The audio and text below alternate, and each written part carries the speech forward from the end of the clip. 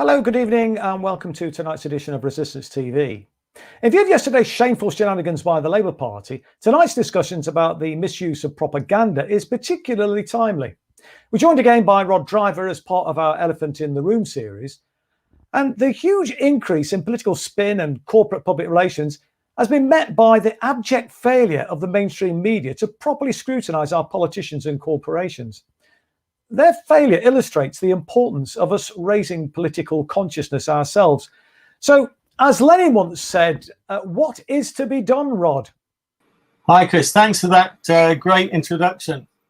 Well, I'm gonna do two presentations about propaganda. So the first one tonight is going to give you a general overview, and it's going to talk about corporate propaganda. And then in a future one, we're going to hone in a little bit more on the mainstream media and their role in the propaganda system. Okay, so to start right at the beginning, so propaganda is simply the distortion of information to manipulate our thoughts and actions.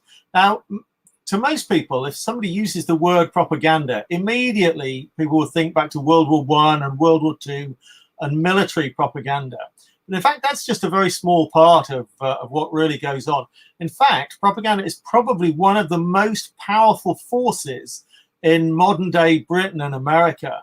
So you've got government propaganda on lots of issues, you've got corporate propaganda on lots of issues, and it's channeled through lots and lots of different routes. So in fact, we are bombarded with propaganda every day, and it's incredibly difficult to avoid it. Now, I should point out, when I'm talking about propaganda in general, I'm not talking about a single article. We can claim that any kind of article in any newspaper, you might even argue that anything I might say might have a bias, but that's not really the point. The point is really when the whole mainstream system has a bias and limits the range of views.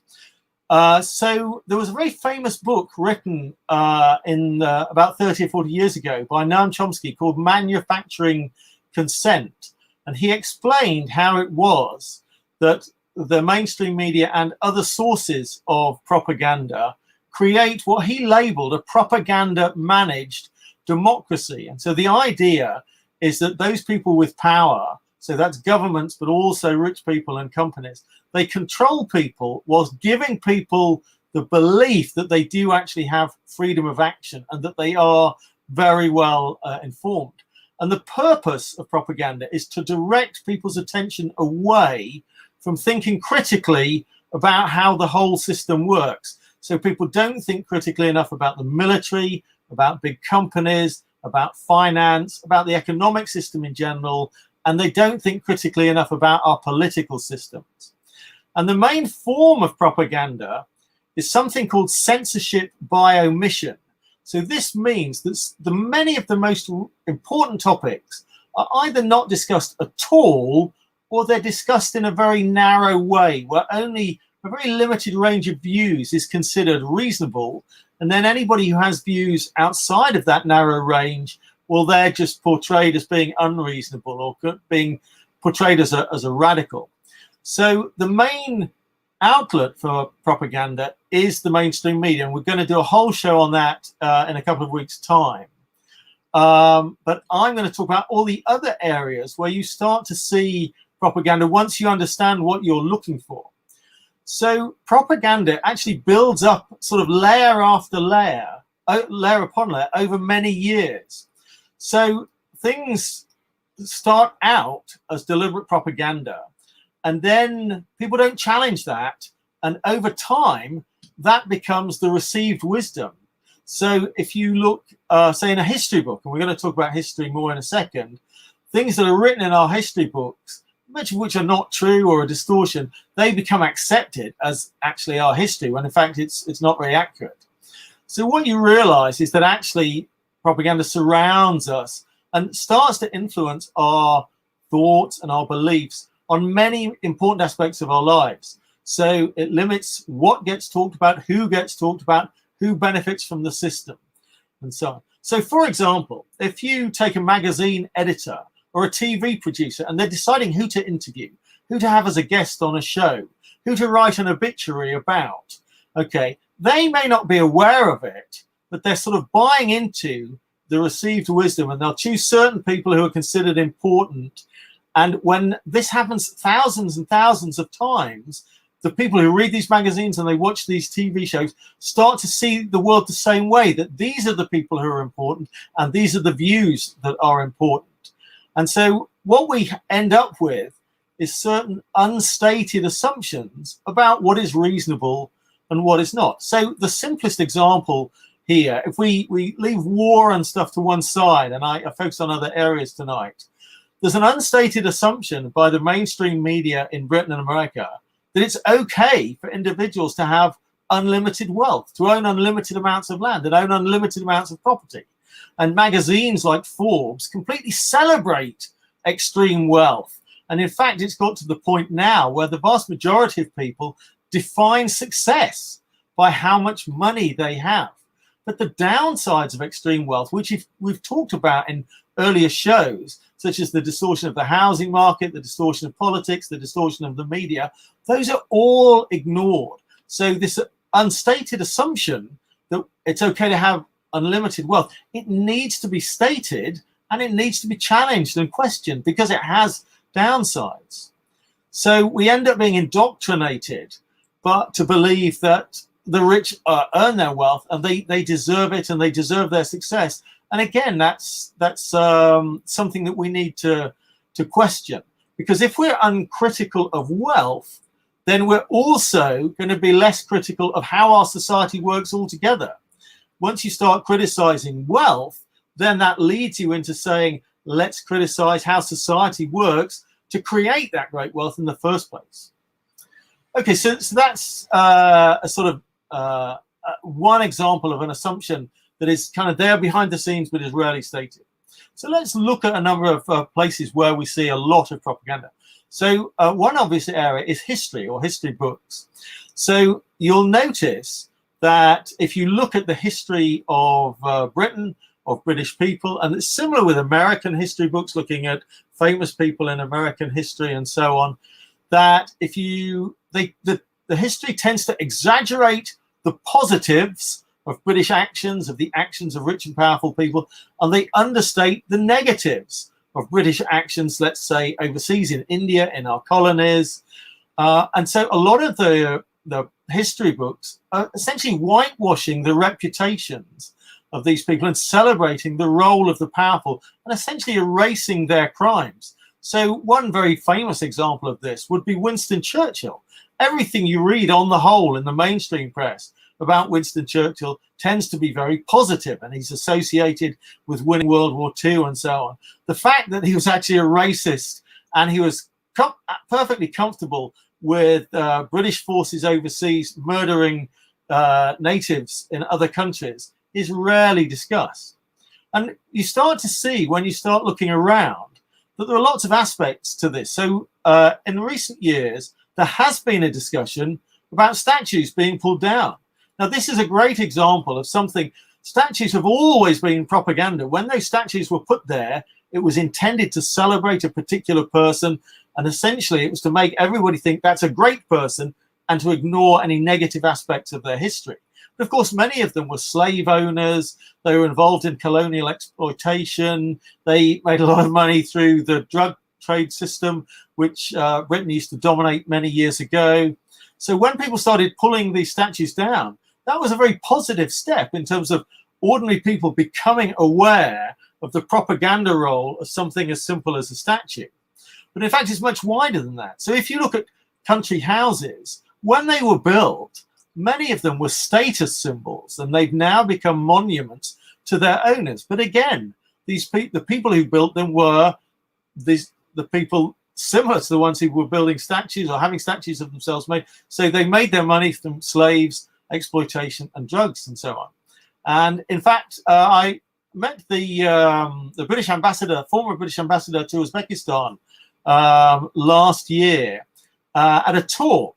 And we're doing this talk in this grand church in London. And he was pointing out, it's interesting, around the church, there are these sort of little monuments to wealthy donors who funded the building of the church. But what the monuments didn't say was that the people in this particular case, and Craig mentioned a few of the names, and he said that family got wealthy from slavery, that family got wealthy from colonial exploitation, and so on. So this is all missing on these monuments inside the churches. And you have something similar with some street names, where at some point in the past, somebody chose to celebrate a famous person by naming a street after them, and it was again to present them in a positive light and to downplay their downsides. So we have this thing where if somebody says, let's think of what are British values or what are American values, immediately the media will rattle off, oh, freedom and democracy. But in fact, if you look more carefully at what really goes on now and what went on in the past, British and American values mean power, money, war, exploitation, not the things that the mainstream media tell us are British or American values. And so there's something I really want to stress here. The positive portrayal of rich and powerful people in both the past and the present has an immense propaganda role. And once you're aware of this, you start to see it everywhere, that rich and powerful people nearly always, unless they've recently committed a horrendous crime, they're nearly always presented in very, very positive ways. And this extends, of course, right up to the royal family, who are always presented in a very, very positive way. The role of the Queen in doing arms deals tends to be brushed under the carpet and so on. So if we look, say, at museums, they're a great example where we have the Imperial War Museum, and it actually celebrates some of Britain's most violent crimes in its colonies. And it celebrates the awarding of medals, even when people were being awarded those medals for participating in massacres of people in other countries. And these soldiers are often presented as heroes, when in fact, I think we need to question this concept of soldiers as heroes and so on, that much of what they do is very negative, and they shouldn't be seen in such a positive light. If you look, say, at think tanks, that's another example. Most people don't know very much about think tanks. Occasionally you'll hear a report on the news where it'll say this think tank has said this. Most of them are funded by wealthy donors, and what they print has nothing to do with serious research. It's actually just finding ways to put forward the opinions of their funders in some sort of disguised form, again, to make people uncritical of the economic or the financial or the corporate systems. And then if you look at, say, universities, overwhelmingly, if you look at the mainstream teaching of economics and finance and politics and international relations, they're very, very uncritical of the way the system works. You've really got to look hard to find academics in each area who are genuinely critical of what goes on in the world and how the system works. And in fact, if you look at the way academics get their work published, how they become well known as academics, they have to get their work published in certain journals. In fact, the journals have a bias towards buying into the mainstream view of the world. And it's incredibly difficult for critical academics to get their work published. And in fact, we've seen since approximately 2008, economics students at universities in many parts of the world protesting that mainstream economics has nothing to do with how the world really works. And you actually see this more widely in publishing, that if people are critical writers, it's incredibly difficult to get any of your work published by a mainstream publisher. They will leap on mainstream academics, they will jump on the writings of celebrities, but they really don't want to do critical books. So there's a small number of publishers who are known for doing the critical books, but on the whole, they don't have the marketing budgets. They are smaller publishers. So it's quite hard for critical work to get widely read and so on. And then there's one more area of our societies that I want to make a note of, and that is the awarding of honours. And you'll start to see that honours of all sorts of different types or awards are given to people on the whole who don't challenge the system. It's not 100%. None of what I talk about is 100%. You know, you'll even see a mainstream media a mainstream newspaper write a critical article once in a blue moon, but it's a very small kind of part of what they do. So the same is true with awards and honors. So, for example, if you look at the Nobel Peace Prize, it's actually been given to Henry Kissinger and Barack Obama, two of the most insane warmongering nutters the world has ever seen. It's absolutely bizarre that they could be awarded a Peace Prize. And in fact, the prize that's called the Nobel Economics Prize, it was never really a proper Nobel Prize at all. It was created by the Swedish banks. And it's always primarily been used to reward people who promote the extreme economic systems that we have today. And in fact, the prize itself, the Nobel Prize itself, was set up to whitewash Alfred Nobel's reputation as he was the inventor of dynamite. So it has a sort of complex, multi-layered role. Now, one thing I want to say about propaganda is that not everyone is conscious they spread it.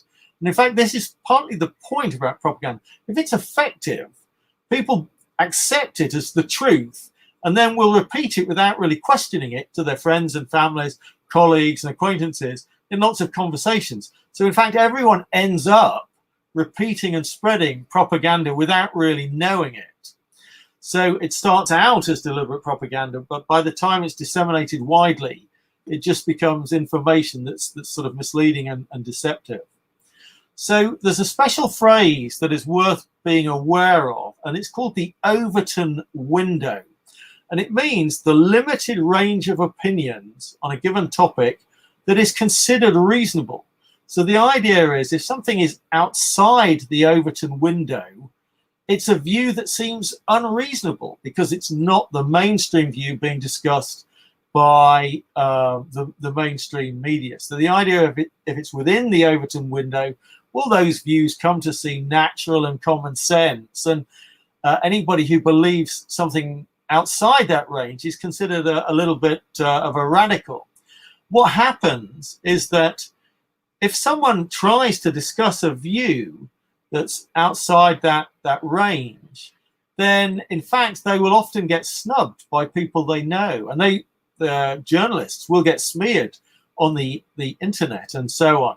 And so what happens is people start to self-censor because they want to fit in and they want to conform. And we're going to talk about the psychology of propaganda again in a future session, because it's extremely important to understand why propaganda is so effective. Okay, so that's a kind of general overview that we are surrounded by propaganda. It's everywhere, and it builds up through history when information goes unquestioned. Okay, so for the second half of what I'm going to present tonight, I'm going to talk about corporate propaganda.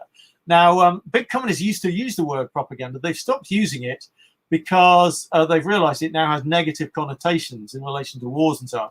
So they've relabeled it public relations or PR, but they are the same thing. The terms are interchangeable.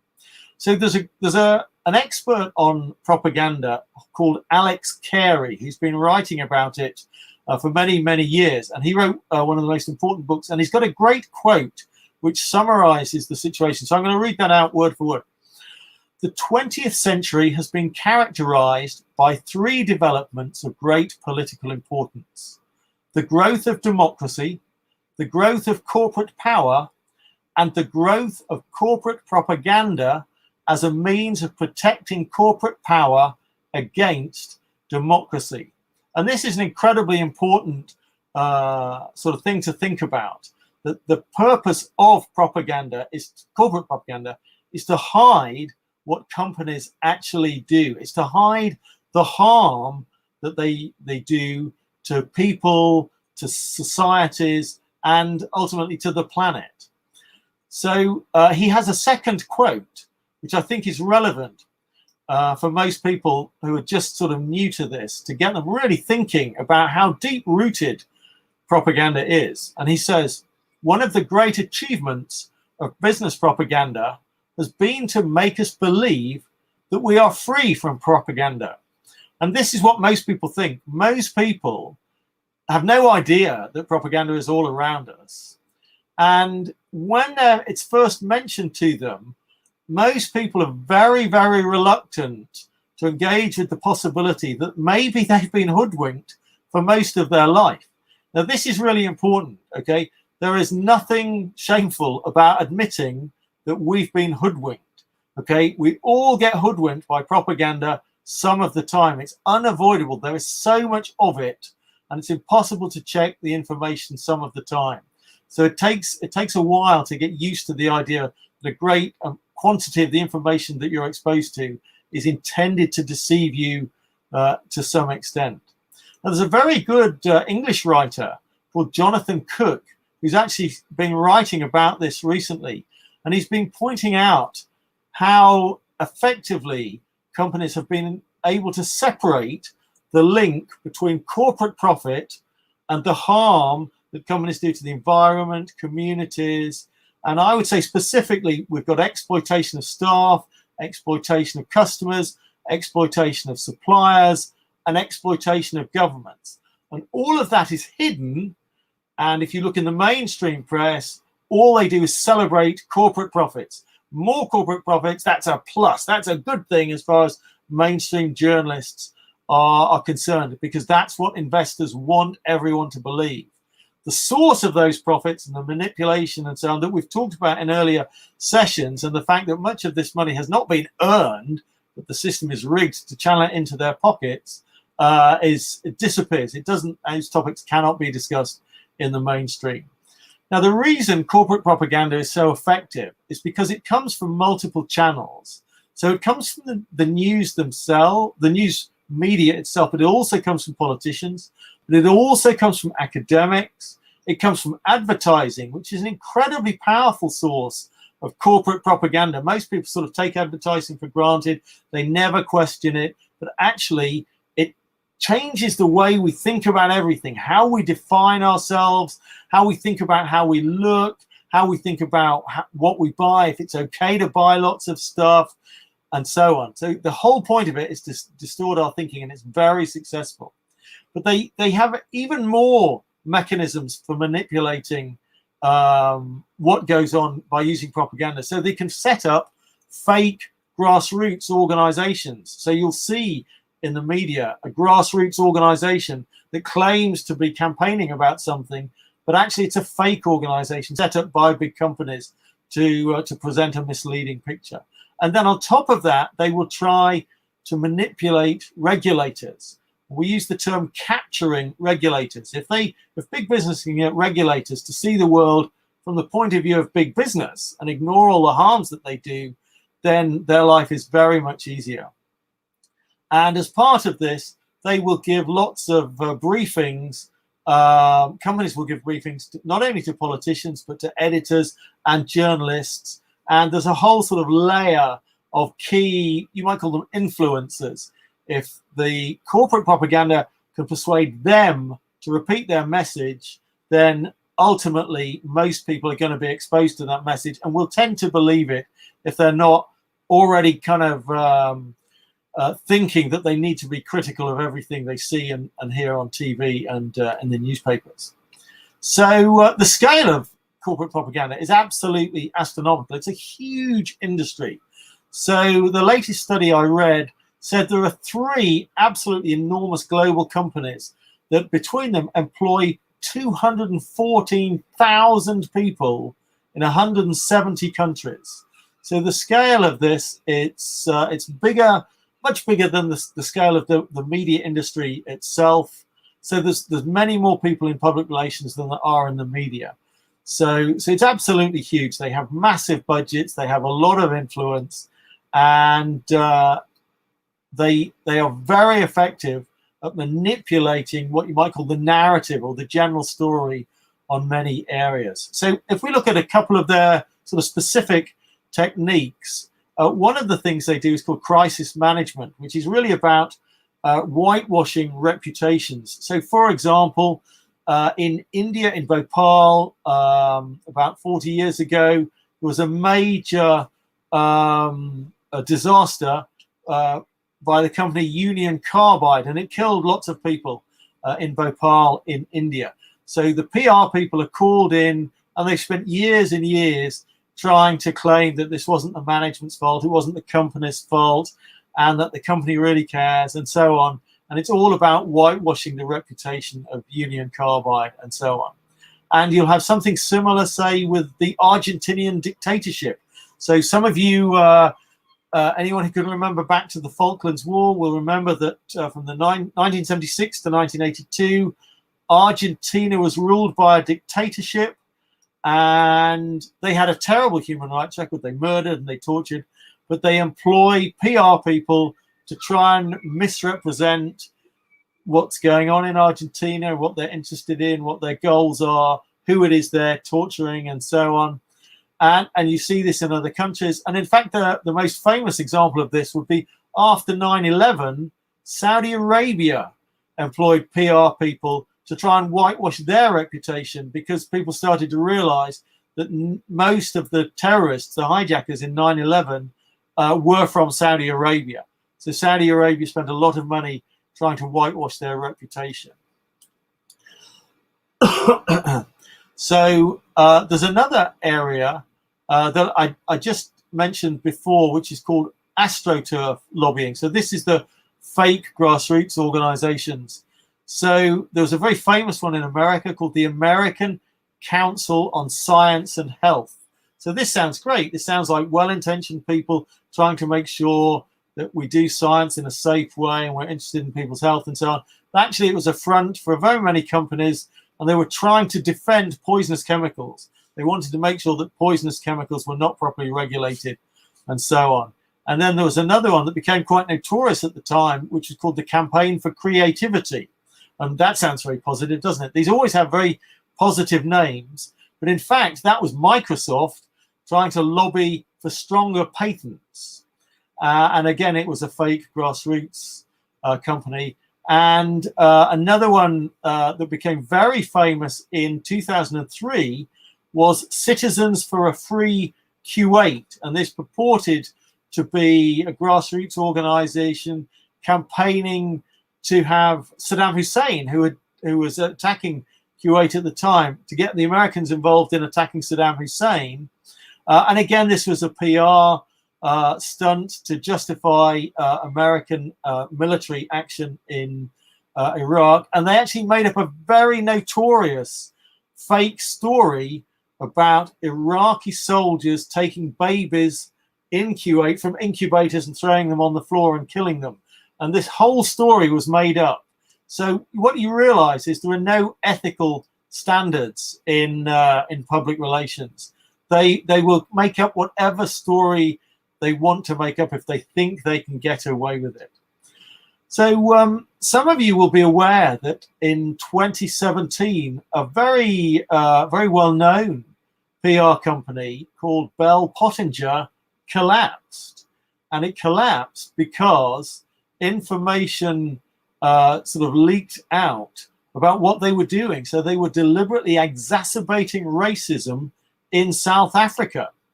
They were making fake terror videos in relation to the war on terror, and they had a big contract with the US government. They set up networks of fake bloggers and people on Twitter.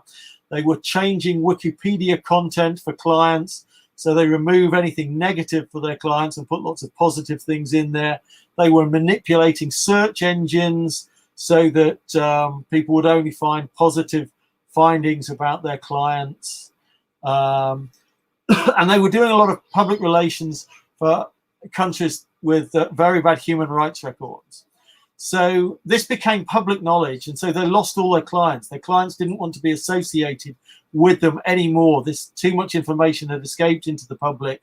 Their reputation had become seriously damaged, and so they completely collapsed. That would be great if there were no more PR companies, but of course, Bell Pottinger's clients would simply go and find a different PR company to carry on doing very, very similar things. So there's a specific strategy that some of the PR companies use in relation to certain industries, which is called deny, doubt, delay, discourse. So all the Ds. And so this was something that became famous in relation to tobacco, where the tobacco industry firstly denied there was a problem with nicotine and addiction and the health effects of smoking. When it became clear that there was a problem, their next step was to create doubt. So they set up their own research organizations that always came up with evidence that cast doubt on other people's more serious research, which showed that smoking was bad. So the tobacco companies were coming up with fake or misleading research saying, well, we're not so sure it's that bad. And what you realize is that when there's any doubt about a complex situation, people will just fall back on believing whatever they want to believe. So if there's doubt that smoking is unhealthy, smokers will just carry on smoking. They want to believe it's fine, and they'll believe that. So the next step is once there is no doubt, once everybody knew that tobacco was terrible in terms of health effects and in terms of addiction, the next step is to delay. So what they tend to do is to try to come up with a solution that may be is likely to be ineffective. So they'll say, well, what we need is more transparency about the harm of smoking and the addiction. And so let's set up a body that overlooks this, oversees this, and publish more data. But transparency by itself is known never to solve anything. It's just a way of getting another few more years before people start to take the problem more seriously. So they delay it by coming up with ineffective solutions and doing everything they can to block effective legislation. And the final thing is discourse, where they pretend to engage in a meaningful discussion, but all the time they're trying to mislead and deceive and take things in the wrong direction. So that's a standard set of strategies that started with tobacco, and they're now used by all the addiction industries. So the sugar industry will firstly deny there's a problem with sugar in food and obesity and so on. Then they'll try and pretend there's some doubt. And then they'll try and do some delay by saying what we need is better labeling, more information, more transparency. And this is known not to be a very effective solution. And so it's also being used by alcohol, and it's also used with gambling and so on. So a standard set of strategies. So there's lots of other examples that we could discuss. I'm aware we've got to about halfway. I'll leave the other examples to one side, and if we want to come back to Chris and see if there's any Q&A, I'll come back to some of these examples if there aren't too many Q&A. Great. Okay. No, well, thanks very much. Another fascinating presentation, Rod. Thank you very much indeed for that. I was interested in your reference to Winston Churchill, because he said that history is going to be kind to him, because he said he intended to write it. And you also mentioned the sort of way in which reputations are laundered and so on, and various like the tobacco industry and things like that. But we've seen relatively recently the BBC being exposed, and Reuters, who were engaged in a propaganda effort in Russia, a regime change effort in Russia. Apparently very much against the Reuters' own code, and certainly I wouldn't have thought appropriate behaviour for the British Broadcasting Corporation. But do you think that propaganda's getting worse, or are we just aware of the excesses? So I think some of us are more aware of it. It's very difficult for me to judge whether that's the case, because 20 years ago I didn't know any more about propaganda than anybody else, and yet I've realized with hindsight, if you look at the work of, say, Noam Chomsky, who was writing Manufacturing Consent right back in the era of the Vietnam War, and saying actually we are bombarded with propaganda there, certainly in relation to war, that it was terrible then. So it's very difficult to make an accurate assessment for any individual, by any individual, on whether it's got worse. But I think it probably is getting worse, in that it's become clear that in the past there were some dissenting opinions. And so there were some very good studies on, let's say, the Iraq War, looking at British and American mainstream coverage. And in fact, we may discuss this more next week, which showed the proportion of guests on the mainstream channels who were supportive of war and the proportion who were critical of war. And the proportion who were critical was very small in pretty much all of the mainstream channels analysed. But if we leap ahead to the war on Libya, I don't remember seeing any serious critical voices against Libya on the mainstream. It was as if that point of view that this is a war crime, and that if Russia or China were destroying or invading Libya, that would be a monstrous crime, and possibly the worst crime of the last 15 years. That view completely disappeared.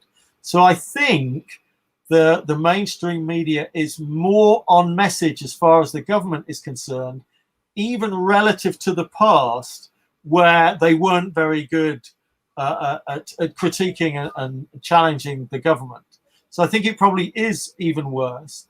And oddly enough, I do think that things like the coronavirus, where some of the government rules and regulations, let's just take a really simple one.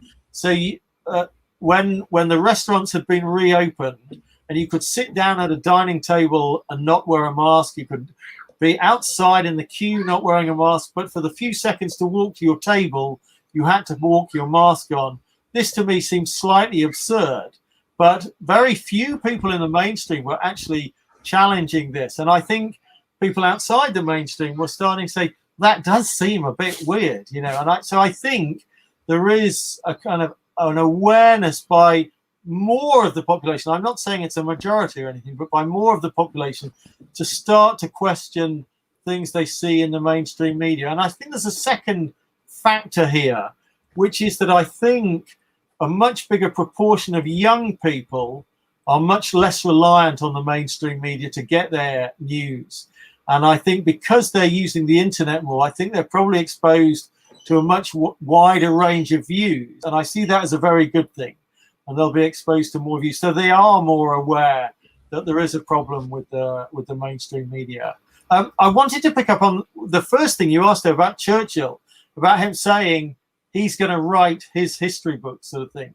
And actually, that's an incredibly important observation in relation to history, in that it's been noted in relation particularly to war that history is written by the victors.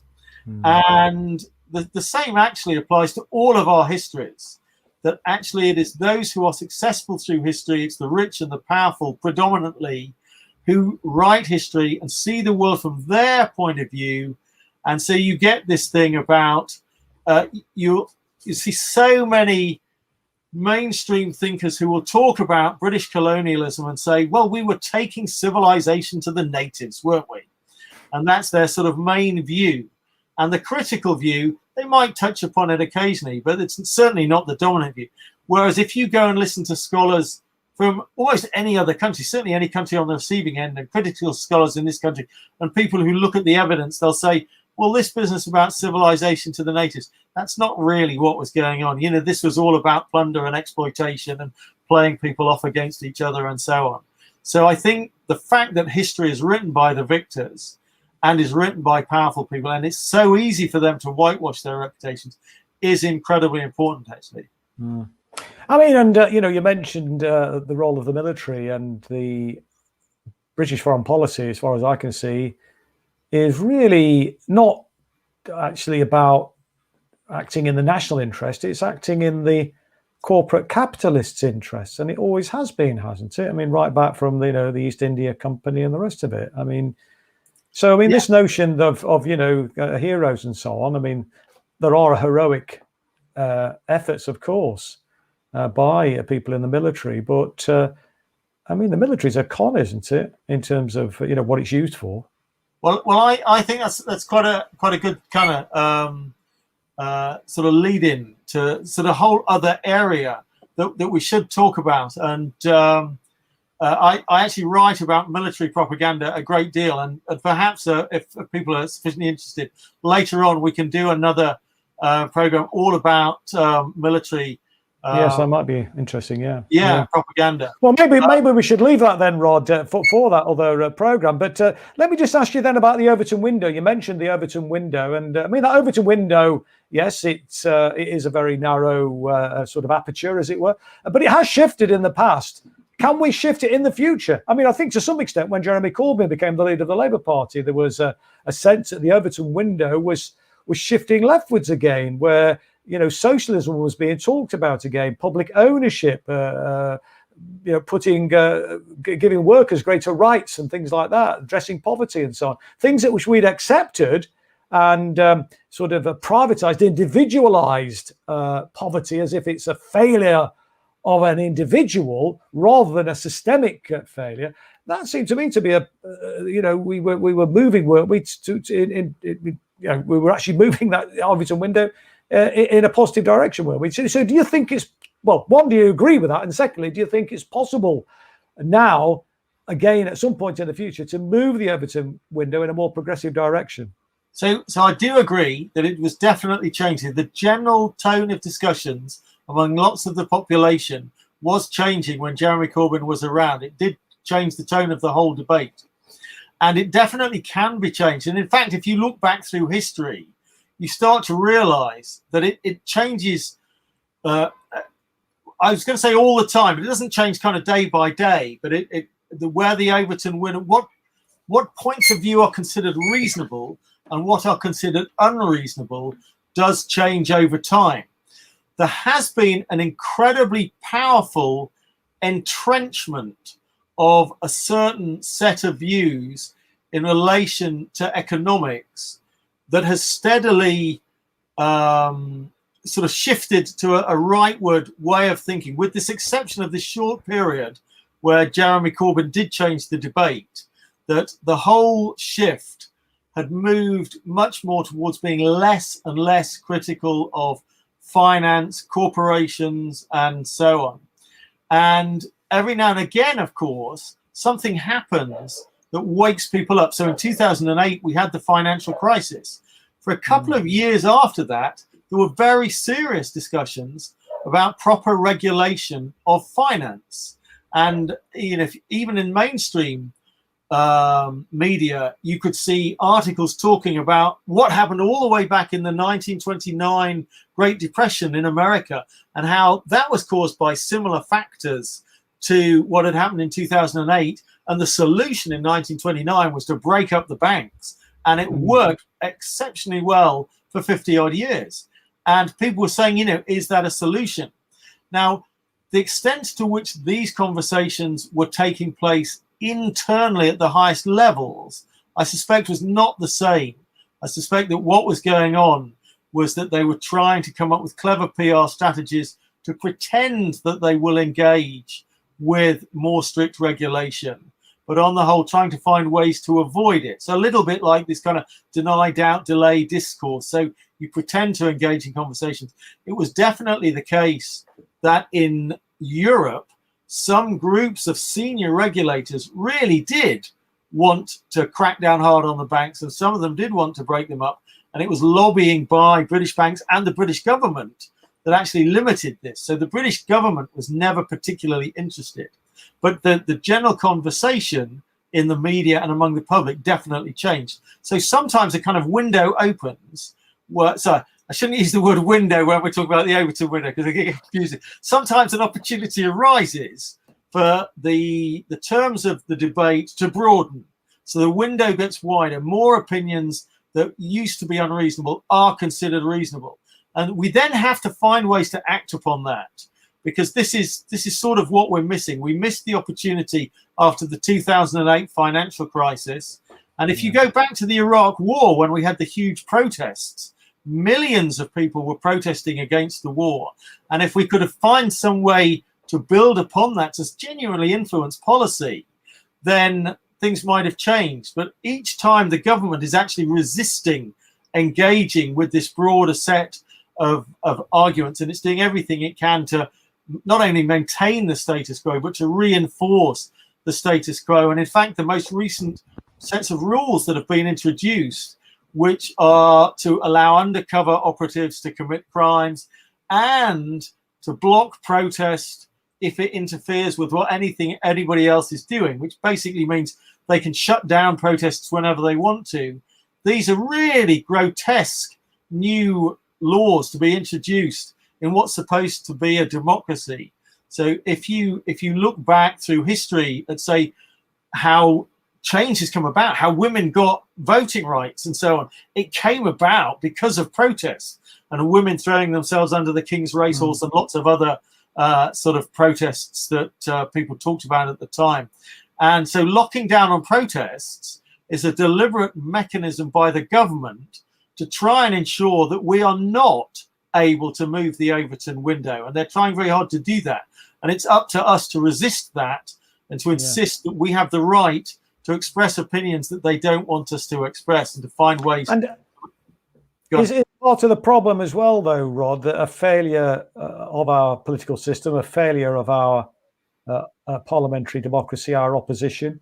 Because, yes, we've got the Tories who are pretty extreme, but it seems to me that the opposition from the Labour Party, from the official opposition, is almost non-existent. I mean, you know, you talked about the financial crash. I think the reason why we didn't have a alternative solution is that they were, you know, the government, the Labour Party was in government at the time, you know, and almost signed up to the whole kind of neoliberal agenda, and certainly the Tories were even more so.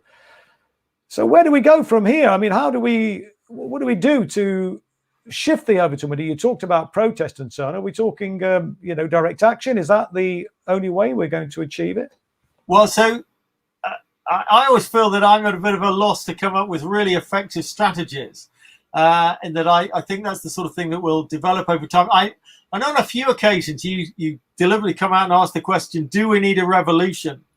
And I do sometimes think that whilst a revolution on a national level at the moment, because of what I would call complacency by a large swathe of the middle class and so on, is unlikely, I do think that something like a revolution against the Labour Party leadership is something that we need, and might actually be something easier to get going. That it's quite clear that, especially under Keir Starmer, although this has been developing for a number of years, with the exception of that short period where Jeremy Corbyn was the leader, that the Labour Party itself has been buying into, as you say, the whole neoliberal agenda, and it's also always been supportive of a pro-war agenda. But now under Keir Starmer, it seems to me that his basic strategy is to essentially make the Labour Party completely ineffective, basically to destroy it as a significant form of opposition. And when you get no opposition, then the Overton window either gets stuck, it gets narrowed, or it gets shifted more and more where the establishment want it, and it gets harder and harder to resist that. And so an effective opposition is a key starting point to make any change at all. And I do think that if we can start working together to find a way to completely change the way the Labour Party operates, that might be a simpler step than a national revolution. I'm not sure it would actually, to be honest. I think the Labour Party is a complete lost cause, but I do understand it's important to put pressure there. And in my opinion, the attacks on Jeremy Corbyn and his supporters and that political agenda that he was pursuing was very much, you know, driven by vested interests who were determined to ensure the Everton window didn't keep sliding in that leftward direction, because they were concerned about the impact that it would have upon them. And what was incredibly depressing is that sort of Labour politicians were party to that. It's a disgrace. And as far as a revolution is concerned, I think in order for us to have any chance of something like that happening, even a kind of revolution in the Labour Party that you mentioned, there has to be a raising of political consciousness, and we've got to do more. What we're doing our bit tonight, but we need to obviously widen that, don't we, as much as we possibly can. And that's the challenge. Come in on one of the points you made there, which is about how the media essentially smeared Jeremy Corbyn, and that they worked very effectively as a coherent group to smear him in so many different ways. And so if you look at Jeremy Corbyn's policies, if you were to present them in an honest way to most ordinary people, if you were to say something like, well, let's say his foreign policy is primarily something like, let's try and avoid war if we can possibly avoid it. You know, I think nearly everyone in the country would say, absolutely. Oh, that's great. That makes sense. What the media did was to kind of, you know, get out the cross and say soft on terror, soft on defense. Yeah. And they actually took something that was incredibly positive and they portrayed it as something that was extremely negative and that frightened people. And it's very. Although if you remember, though, Rod, after the terrible bombing at the Manchester Arena, Jeremy made a speech against advice, and I wish he'd, followed his own instincts much more, but against advice, and actually spoke about the consequence of British foreign policy can lead to these sorts of outrages, these atrocities on our own soil. And that actually went down incredibly well with a lot of people. People thought, yes, you're speaking common sense. We can see that. So I think there is an appetite still there. So we've got to be optimistic, I think, about the future. Otherwise, we might as well give up, haven't we? And we're not going to do that. We're going to keep going. But listen, we've been going for 50 minutes, and we've not given a chance for our audience to have their say. So let's see what comments or questions that may have come in. Lizzie, what's been the reaction from our audience tonight? Hi, everybody. Well, it was a bit slow getting going because I think they were so engrossed in what Rod was saying. Several compliments coming your way, Rod. Please, as somebody said, I've got to watch every single one of your series now. So, well, going on from what you were talking about with the recent events of proscribing groups by the Labour Party, will the same happen, do you think, to all the lefty media? Speaking as Unity News, part of the lefty media, I find that we have no networking with Labour MPs, with the Labour Party at all now. If we get any information, it's leaked by somebody that used to be a friend when Jeremy Corbyn was leader. So do you think that with the prescribing of groups that are amenable to socialist policies, do you think that the same will happen to lefty media? It looks like it will.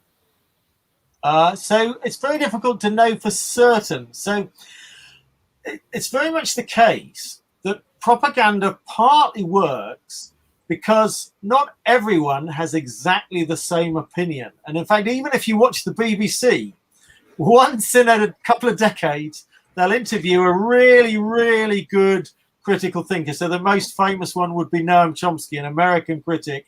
So, and in the past, once in a blue moon, a very critical John Pilger would get on. And the mainstream media can say, but look, we've interviewed all these left-wing critics. We are unbiased. And so from the point of view of a propaganda system, it is useful to have some dissenting voices around, provided they're not powerful enough to be effective. So I don't think they will entirely try to shut down the left-wing media. They would prefer that they sort of exist, but nobody takes much notice of them. And so if they ever became very successful, then I have no doubt that I suspect it wouldn't necessarily be the Labour Party that would do this. It would actually be the government trying to do some sort of censorship on which views are considered acceptable. So you're aware that there's a great deal of kind of tech company and government manipulation of discussions about coronavirus.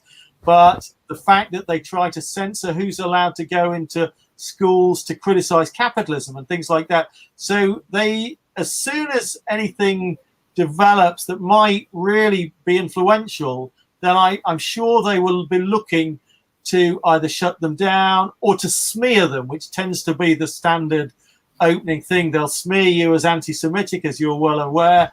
They'll do smears about supporting dictators in Syria, which has happened to a number of journalists and a number of academics. So they'll find ways to smear you. And if all else fails, it's the fake sexual assault allegation as it was used against Julian Assange and so on, because Julian Assange genuinely had become a threat to the establishment. Yeah, he really was exposing their crimes. Well, somebody asked, off-grid, does it work? Off-grid by not consuming mainstream media. Well, in terms of an individual's understanding of the world, it definitely works. And in fact, you will never, I try to say this to people, and they're a bit shocked when I say it, but you will never understand the world whilst you consume mainstream media. It's a bit like saying to a propagandist, come into my home and talk at me bullshit for half an hour, right? Nobody in their right minds would actually choose to do that, to have a known lie. I use the word lie. Often it's not lies, it's just deceptive information. But to have someone they know is trying to mislead them, invited into their home. But that's what you do every time you sit down and watch the BBC News, or you sit down and read The Guardian. You are actually just absorbing information that's mostly corporate and government press releases that's intended to mislead you. Yeah. Fantastic. Well, that's about it on the questions. There are other questions that aren't quite related. Did landowners start with the Norman class system, or was it already institutionalized before that? I can't answer that question. It's not something I've researched. Slightly off today's topic, I feel, but perhaps something we could come back to. Oddly enough, land ownership is an incredibly important topic that is never discussed by the mainstream media, and we are going to have to solve it if we ever want a fairer society. So it's a topic that one day we must seriously have a sit-down discussion about.